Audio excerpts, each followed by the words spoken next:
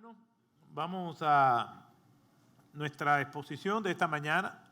Estamos viendo las características de un verdadero seguidor de Cristo. Hemos visto mucho que tiene que ver con esto. Y entre las cosas más importantes que hemos visto y que hemos confirmado es que en la Escritura, específicamente en el Nuevo Testamento, la palabra cristiano solamente aparece 3 veces. Pero la palabra discípulo aparece más de 250 veces, tanto en plural como en singular.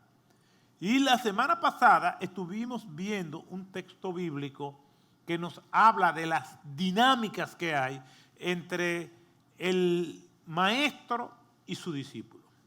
Y esto para mí es sumamente enriquecedor, porque cuando estudiamos la historia del mundo al que llegó nuestro Señor Jesucristo, nos vamos a dar cuenta que muchas de las cosas que Jesús hizo, sobre todo en aquellas que tienen que ver en su metodología de instrucción, de enseñanza, no fue algo que Cristo inventó, sino que Cristo encontró en ese mundo que llamamos mundo greco-romano, porque era una combinación de la cultura griega con la cultura romana. Roma se había apoderado de casi toda la totalidad de lo que conocemos como el mundo antiguo. Sin embargo, Grecia, que era parte de Roma, invadió culturalmente a Roma. Y cuando nosotros vemos eso de la relación de maestro y discípulo, nos damos cuenta que eso viene desde la cultura griega y en la antigua Grecia clásica, en la época de los grandes filósofos, vemos que estaban los pensadores, los filósofos, rodeados siempre de sus discípulos. Lo que nosotros sabemos de Sócrates, el gran Sócrates, y de hecho ese mundo antes de Sócrates se le dice mundo presocrático, era totalmente diferente a lo que Sócrates estableció en el mundo de la filosofía. Pues todo lo que nosotros sabemos de Sócrates, puesto que Sócrates no dejó nada por escrito, es por Platón. Y Platón le da continuidad al trabajo de Sócrates, agregando otros elementos de la filosofía, y después de Sócrates viene Aristóteles, que le agrega otros elementos también. ¿Por qué? Porque había esa relación, ese legado. En el mundo romano también era igual. Si usted es por lo menos un historiador amateur o laico y ha estudiado la historia de los 12 Césares, se va a dar cuenta que los 3 primeros años de Nerón fueron unos años formidables, de paz, de prosperidad, de tranquilidad. ¿Por qué? Porque Nerón tenía 2 mentores o maestros, hoy le diríamos coaching o coach, que estaban con él, que lo asesoraban y que él se dejaba guiar, porque eso era lo normal. O sea, cuando hablamos de maestros y discípulos, estamos hablando que es lo que va a permitir continuidad a algo. ¿Por qué? Porque del maestro pasa al discípulo y de su discípulo a otro discípulo. Eso es lo que le dice el apóstol Pablo a Timoteo en 2 Timoteo capítulo 2, versículos 1 y 2. Tú, pues, hijo mío, fortalécete en la gracia que hay en Cristo Jesús, y lo que has oído de mí en boca de otros, esto encarga tú también a hombres fieles que sean idóneos de enseñar a otros. O sea, Pablo dice, lo que tú has oído de mí, mi mensaje, que es el mismo, que no ha variado, que tiene una hilaridad y una coherencia, eso que tú me has visto decir y que me has visto actuar, tú vas a encargar a hombres como yo lo hice contigo. Y esos hombres también lo van a hacer con otros, y por eso el evangelio ha llegado. O sea, que la relación de maestro y discípulo no es exclusivo de lo que nosotros vemos en el Nuevo Testamento, en el modelo que Cristo nos presenta o Pablo, sino que era algo que se hacía. Cuando Nerón comenzó a distorsionar y a volverse en el salvaje que fue, cuando dejó de escuchar el consejo de sus mentores, de Séneca y de Burro. Entonces, Nerón comenzó a hacer, debido a sus delirios, paranoias y endioseamiento, lo que él después fue. Entonces, la estructura que Jesús sigue nos confirma que no todo lo de la cultura es malo. Miramos el mundo de hoy, pero no todas las cosas que hay en el mundo de hoy es mala. Aunque hay muchas cosas malas, pero no todo lo de la cultura es malo. Por lo tanto, Cristo toma un elemento de la cultura y lo usa para su gloria. De hecho, cuando nosotros vemos en el libro de Daniel, capítulo 1, que estos jóvenes son traídos desde Jerusalén, desde Judá, hasta Babilonia para servir en la corte, dice el versículo 4 de Daniel capítulo 1, que estos jóvenes fueron instruidos en toda lengua y en toda ciencia de los caldeos, es decir, de los babilónicos. Pero que estos jóvenes no rehusaron eso. Ellos no rechazaron ser instruidos en esto. Lo único que ellos rechazaron es lo que dice en el versículo 8. Pero Daniel propuso en su corazón no contaminarse con la comida del rey ni con el vino que él bebía, pero los otros elementos de la cultura no los rechazó. Por eso nosotros hoy en día hacemos lo mismo, vemos nuestro mundo y hay cosas que son muy buenas y nosotros las usamos para la gloria de Cristo. Las redes sociales están podridas, pero nosotros tomamos los mejores elementos de esta cultura y le damos un uso digno a esas redes sociales. Y así podemos decir con muchas otras cosas. Entonces, partiendo de esa realidad, vamos a leer un texto bíblico que comenzamos a analizarlo la semana pasada y se encuentra en Mateo capítulo 16, versículos 24 al 28. Vayan conmigo a Mateo capítulo 16, versículos 24 al 28, y dice la Escritura de la siguiente manera. Entonces Jesús dijo a sus discípulos: si alguno quiere venir en pos de mí, niéguese a sí mismo, tome su cruz y sígame. Porque el que quiera salvar su vida, la perderá, pero el que pierda su vida por causa de mí, la hallará. Pues, ¿qué provecho obtendrá un hombre si gana el mundo entero, pero pierde su alma? ¿O qué dará un hombre a cambio de su alma? Porque el Hijo del Hombre ha de venir en la gloria de su Padre con sus ángeles, y entonces recompensará a cada uno según su conducta. En verdad os digo que hay algunos de los que están aquí que no probarán la muerte hasta que vean al Hijo del Hombre venir en su reino. El Señor añada bendición a su palabra. Ya nosotros vimos a grandes rasgos este texto. Y lo que se hacía en la antigüedad es que un maestro podía recibir de manera voluntaria a alguien que quería ser su discípulo. Es decir, los maestros más prominentes, los sabios más prominentes, normalmente tenían personas que se acercaban a ellos y le decían: mira, yo tengo a mi hijo y me gustaría que tú fueras el maestro de mi hijo y él fuera tu discípulo. Es decir, el candidato se presentaba de manera espontánea a ese maestro, o bien el maestro era quien reclutaba a sus discípulos. De las distintas formas se podía hacer, de estas distintas formas. En este pasaje, Jesús tiene que decir esto porque tenemos que verlo en el contexto en el que lo está diciendo. Si nosotros vamos más atrás, como ya vimos, y simplemente estoy resumiendo, Jesús le pregunta a partir del versículo 13 de este capítulo 16 de Mateo, le pregunta a sus discípulos: ¿qué dicen los hombres? ¿Qué dice la gente acerca de mí?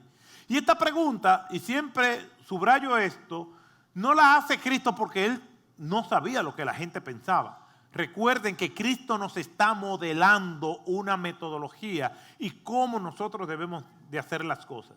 Entre las cosas que nos enseña este texto es que debemos evitar el error de pensar o decir: a mí no me importa lo que la gente piense de mí. No, nosotros debemos saber y procurar cómo los demás nos ven. Los partidos políticos hacen mediciones de cómo la gente los percibe. Las marcas, las empresas hacen mediciones para ver qué valoración tienen las personas de sus marcas. De hecho, leemos artículos en revistas especializadas que hablan cuáles son las empresas mejor valoradas, cuáles son las profesiones valoradas. ¿Por qué? Porque es importante saber qué piensa el otro de nosotros partiendo de nuestras familias. Por eso Cristo no está preguntando no porque Él no sabe, sino entre otras cosas más que este rico pasaje nos enseña, está esa. Entonces, ellos dicen, bueno, las personas piensan que tú eres uno de los profetas, este y aquel, pero Jesús después dice, ¿por ustedes quién decís que soy yo? Y entonces Pedro irrumpe de manera espontánea. Aunque Cristo le hizo la pregunta a todos los discípulos, Pedro es el que dice, tú eres el Cristo, el Hijo del Dios viviente. Entonces, Cristo le dice a Pedro, esto has dicho con verdad porque te lo reveló el Señor. Pero la revelación que está saliendo a flote es algo extraordinario. Si nosotros vamos a Juan capítulo 1, versículo 45, cuando Felipe va a darle las noticias a Natanael de que han encontrado al Mesías, aquel de quien escribió Moisés y los profetas, sobre todo en esa euforia mesiánica que surge del período intertestamentario, lo que se conoce 400 años de silencio entre el libro de Malaquías y el libro de Mateo. Hay una euforia de libertad, hay sueños de soberanía, y en medio de todo ese fulgor y de todas esas expectativas, entonces Cristo le dice, sí, yo soy el Mesías. Sí, yo soy el que ustedes están esperando. Yo soy aquel que va a traer libertad. Sin embargo, la percepción de ellos no era totalmente la que Cristo quería que ellos tuvieran. La percepción de ellos es que iba a venir un libertador que lo iba a liberar del yugo romano. ¿Por qué? Porque toda esa comarca, todo ese territorio judío era una provincia romana. Entonces, Cristo sabe que ellos se están distorsionando porque era difícil desinstalar de su corazón, de su mente, el hecho de que el Mesías no iba a ser un Mesías político, sino un Mesías espiritual. Tanto es así que todavía Jesús está preparando y ya le está diciendo sus últimas palabras para ascender al cielo. En Hechos capítulo 1, versículo 6, ya después que está reconfirmado que Jesús es el Mesías, ellos le hacen una pregunta. Señor, ¿restaurarás el reino de Israel en este tiempo? Oye, se supone que ya eso estaba confirmado, que yo lo que vine a liberar, a traer libertad espiritual. Si el Hijo os libertare, seréis verdaderamente libres y conoceréis la verdad y la verdad os hará libre. Os haré que seáis pescadores de hombres, que prediquen el Evangelio y por todo el mundo y hacer discípulos de todas las naciones. Está claro, pero aún así esa efervescencia, esa utopía, esos sueños todavía no han sido abandonados del todo. Y Cristo se va y le dice, Señor, seremos soberanos. Entonces Cristo tiene que aclarar esto. Por eso cuando Él dice, yo soy el Mesías, dice en este capítulo 16, no le digan nada a nadie. O sea, sí, yo soy el Mesías, sí, es verdad.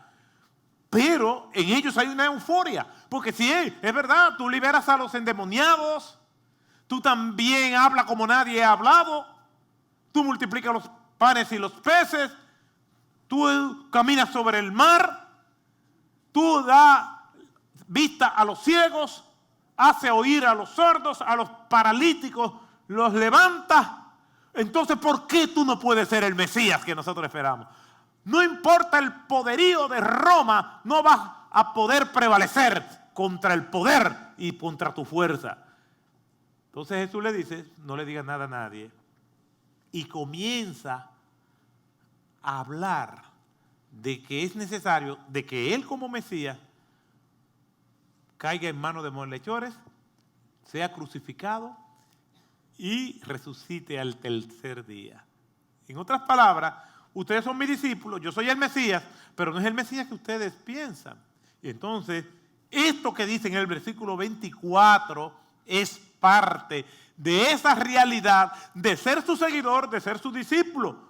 Entonces Jesús dijo a sus discípulos, versículo 24, si alguno quiere venir en pos de mí, niéguese a sí mismo, tome su cruz cada día y síganme. Jesús lo que le está haciendo es, si ustedes quieren ser mis discípulos, es una invitación a morir. Y la cruz es un instrumento de muerte, no es un adorno, no es un dije, es un instrumento de muerte como ya nosotros sabemos. Es por eso que tomar su cruz no es lo que muchas personas piensan. No es la esposa que pelea, no es la suegra que molesta, ni el marido que ronca, ni el hijo rebelde, ni el jefe que no lo soporto. Y ahora voy a trabajar y enfrentarme a este jefe mío. Esta es mi cruz. Mi cruz es esa suegra. Mi cruz es ese marido. Mi cruz es el hijo. Mi cruz es la esposa. Y todo el mundo tiene su cruz que tiene que cargar. ¿No? Esta es la cruz que yo tengo que cargar y con esta ando. ¿Qué es la cruz? El apóstol Pablo en Gálatas capítulo 2, versículo 20, dice claramente lo que es la cruz. Las cruces que debemos cargar no son los problemas de la vida. No tiene que ver con otro, tiene que ver con nuestro corazón. La cruz no se encuentra en lo que el otro nos hace, la cruz se encuentra en nuestros deseos que tenemos que crucificar en ella. Miren lo que dice Gálatas capítulo 2, verso 20. Con Cristo he sido crucificado y ya no soy el que vive, sino que Cristo vive en mí. Y la vida que ahora vivo en la carne, la vivo por la fe en el Hijo de Dios, el cual me amó y se entregó a sí mismo por mí. También es interesante lo que dice el apóstol Pedro en Primera de Pedro, capítulo 2, verso 21. Porque para este propósito habéis sido llamados, pues también Cristo sufrió por vosotros, dejándonos ejemplo para que sigáis sus pisadas. La cruz es morir a nuestros deseos, es negarnos a nosotros mismos. Es que cada vez que tengo una tentación, cada vez que tengo un estímulo contrario a lo que el Señor quiere, pues yo me resisto a caer en esa tentación. Me resisto a ceder a esos estímulos y eso es crucificar nuestra carne. Es crucificar nuestro orgullo, es crucificar nuestra mentira, es crucificar nuestras avaricias, es crucificar todo aquello que le desagrada al Señor. ¿Y cuántas veces? Todas las veces que sean necesarias. Por eso dice, tome su cruz cada día, porque cada día tengo que morir a mis deseos. Tengo que morir a mis pasiones. No es hacer lo que yo quiera por más que yo lo razone. Si no es en armonía a lo que dice la Escritura, pues entonces yo tengo que tomar eso y clavarlo en esa cruz imaginaria y clavar mi orgullo, clavar la tendencia a mentir, mi ira, mi egoísmo y no ceder. Cuando yo no cedo a estos impulsos, cuando yo no complazco mi carne, entonces ese es un acto de crucificar esto. Y eso será así hasta que Cristo venga. El apóstol Pablo dice, lo que quiero hacer, es decir, lo que mi carne quiere que yo haga, lo que yo me siento cómodo de hacer, lo que me gusta, lo que me apetece, lo que quiero hacer, no lo hago. Eso se llama crucificar. Y lo que no quiero hacer, eso hago. Por eso, estamos en este proyecto de una nueva casa para el Señor. Y yo se lo digo, dar es algo intencional, que no puede ser emocional nada más.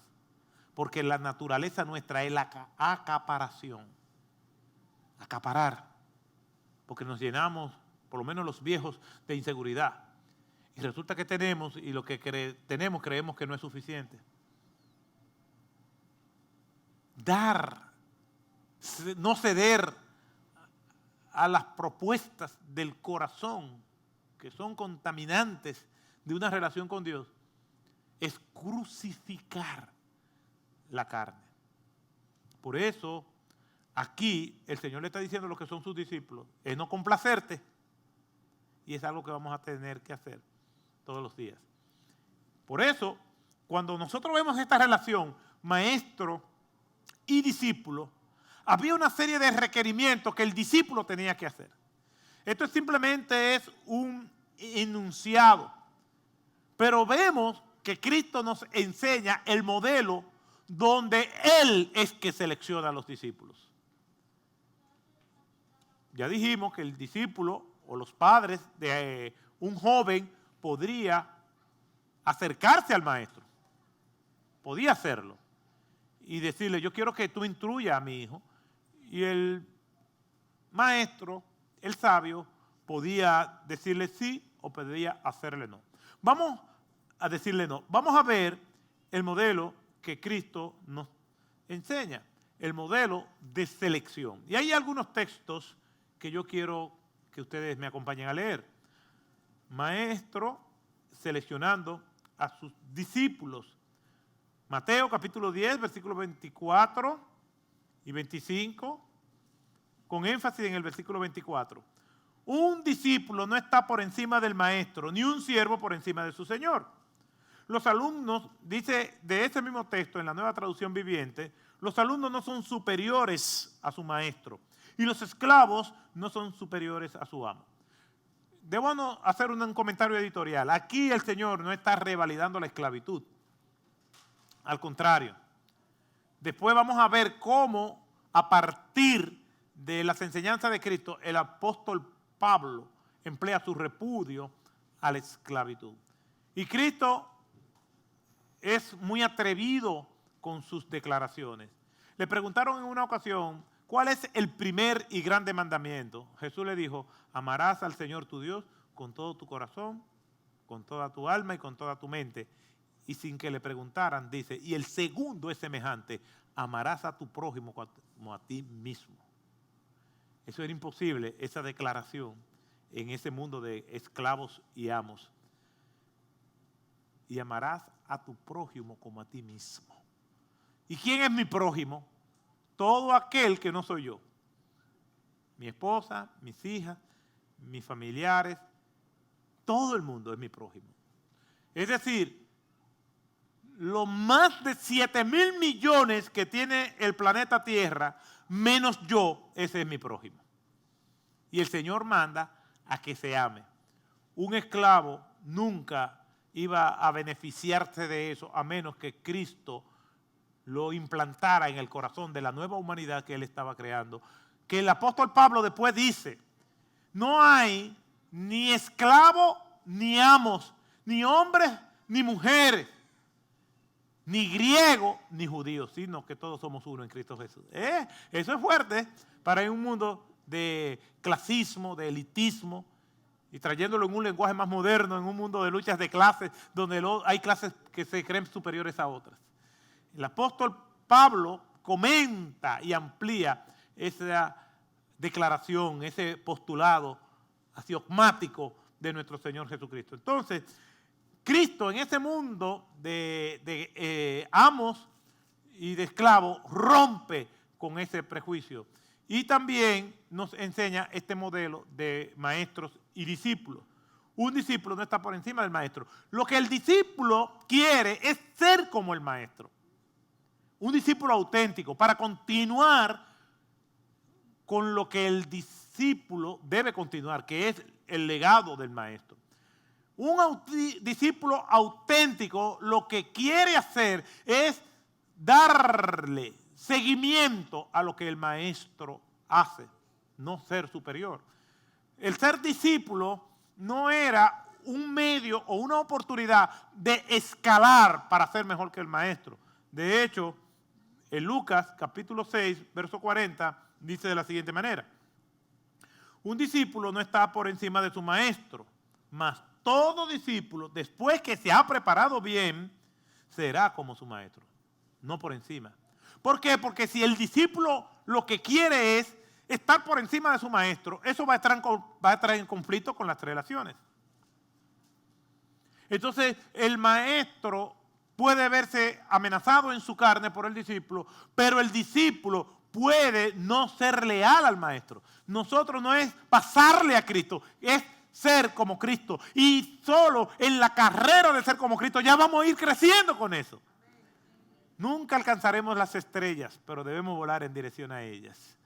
Nunca vamos a ser como Cristo, pero la búsqueda de ser como Cristo nos hará mejores. En este mundo, en el ambiente laboral, se ve mucho eso. Los jefes departamentales se cuidan de los que están debajo de él para que no le sobrepasen. Los supervisores están cuidándose de lo que él supervisa. Los que él supervisa están cuidándose de los que son iguales que ellos. ¿Por qué? Porque hay una competitividad muy fuerte, donde en nombre del progreso particular no hay lealtad, ni se honran los principios. ¿Por qué? Porque las personas lo que quieren es escalar. En nombre del escalamiento y el ascenso social, las personas cambian de trabajo constantemente. ¿Por qué? Porque lo que están buscando es posicionarse, lo que están buscando es crecer. Crecer económicamente, crecer en posiciones, pero internamente no están creciendo. Y ese es el mundo, y la gente se vive cuidando de eso. Yo tengo una historia muy simpática de un amigo que me cuenta algo que le sucedió. Él me dice que él tiene un amigo que estaba en una posición más de media alta, una posición alta en un estamento del Estado. Pero él necesitaba un asistente. Pero él le dijo claramente: yo necesito un asistente, pero medio bruto, que no me haga sombra.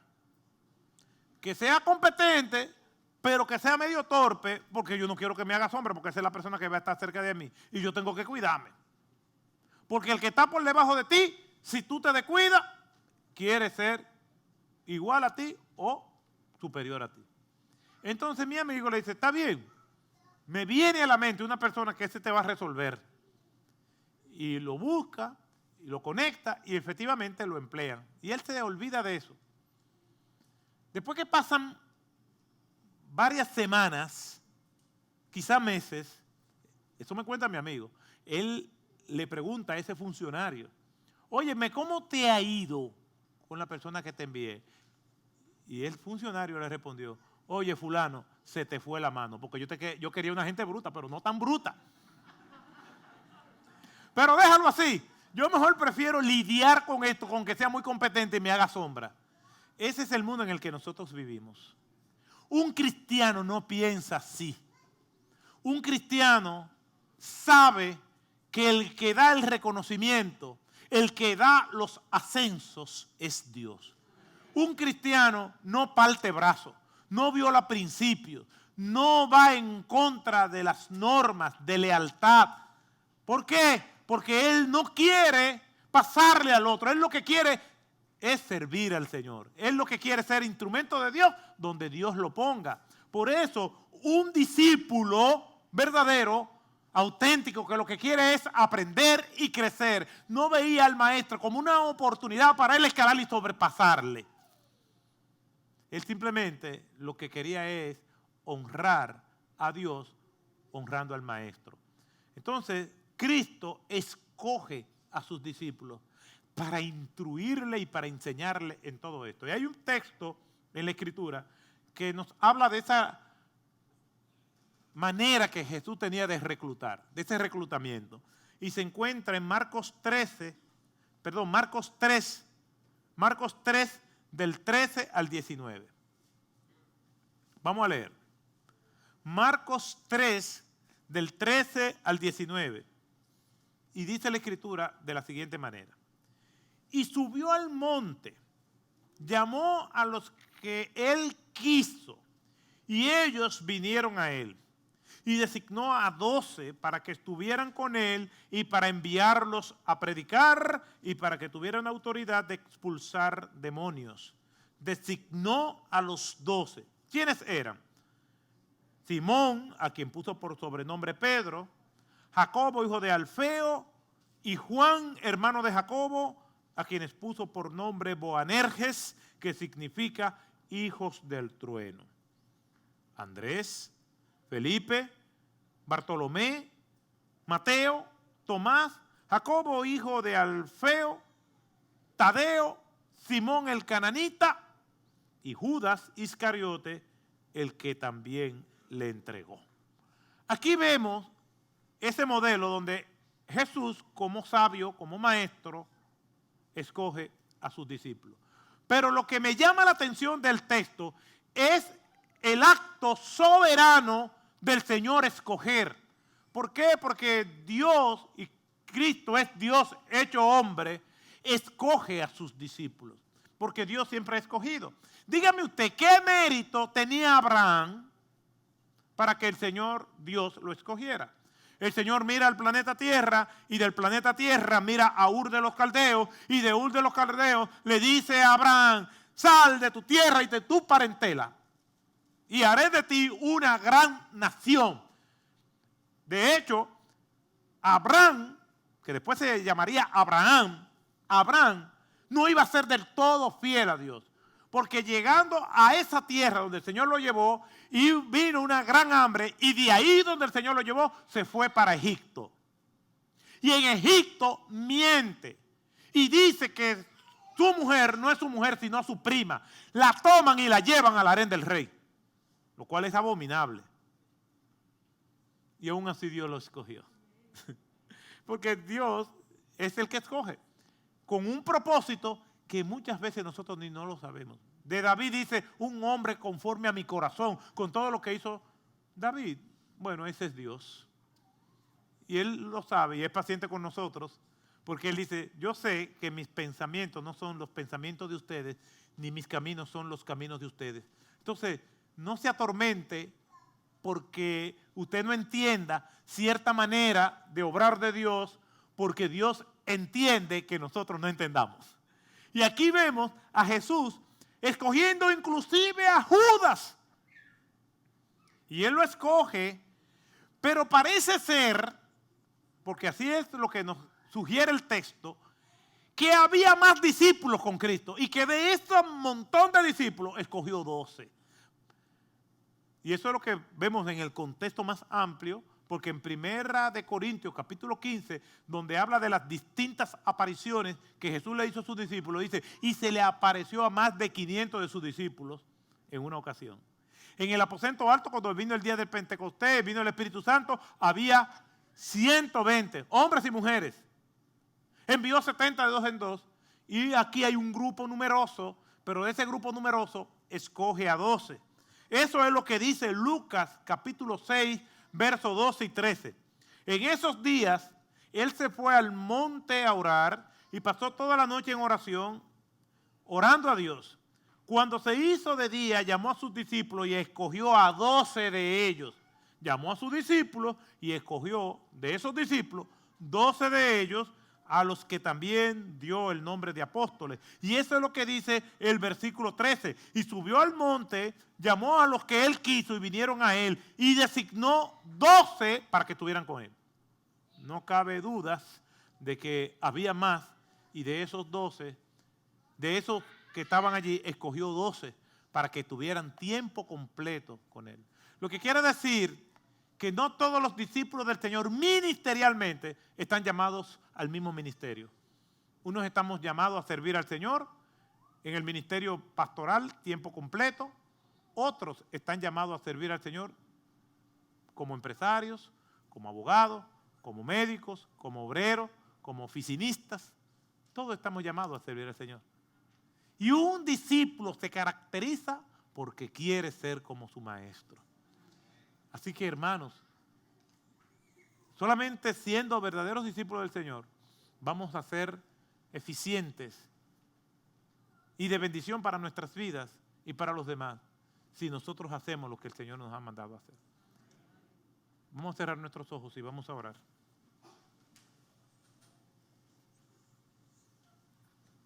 Una bendición como la que el Señor nos ha dado de escogernos implica mayor responsabilidad. Mayores son las bendiciones, mayores son las responsabilidades y las cargas. Mientras más Dios te ha bendecido, más responsabilidad tenemos. Y yo no estoy hablando en el aspecto económico, en todo. En el tiempo, en el dinero, en los talentos, en todo. Al que mucho se le ha dado, ¿qué dice la Biblia? Mucho se le va a demandar. Cierre sus ojos, oremos. Gracias te damos, Padre, por tu bondad, por tus bendiciones, por tu cuidado. Gracias porque tú provees para que tu palabra sea prosperada. Y te presentamos nuestras vidas para que tú nos ayudes y nos dirijas. No importa la edad, todos estamos llamados a servirte. De distintas maneras, pero a servirte. Si aquí hay personas que no te conocen, ten misericordia de ellas y que puedan entender que son pecadores, que nacieron así y que de la única manera que pueden tener salvación es pidiéndote perdón por sus pecados y que están dispuestos a que tú le adoptes como hijo para vivir para ti. Gracias, Señor, por la oportunidad que nos da de servirte. A diario nos da pruebas que van a evidenciar nuestra fidelidad a ti. Gracias, Señor, porque tú eres fiel. Te adoramos y te bendecimos. En el nombre de Jesús.